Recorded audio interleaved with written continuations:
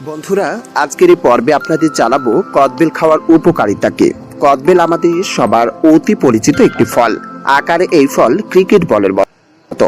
ফলের উপরের ভাগ কাঠের মতো শক্ত আর ভিতরের অংশ নরম হয়। এ গাছের পাতা ছোট ছোট হয়, গাছ কাষ্ঠল এবং বেশ বড় হয়। অনেকের ধারণা কদবেলে কোনো পুষ্টি নেই, কিন্তু অন্যান্য ফলের মতোই কদবেলও পুষ্টিগুণে ভরপুর একটি ফল। কদবেলে প্রায় পেয়ারা ও কাঁঠালের সমান পুষ্টি রয়েছে। এছাড়া কদবেলে আমিষের পরিমাণ রয়েছে অনেক। চলুন একে একে জেনে নেওয়া যাক কদবেল খাওয়ার উপকারিতা কি কি। কদবেল খাওয়ার ফলে পেটের রোগের উপকারিতা পাওয়া যায়।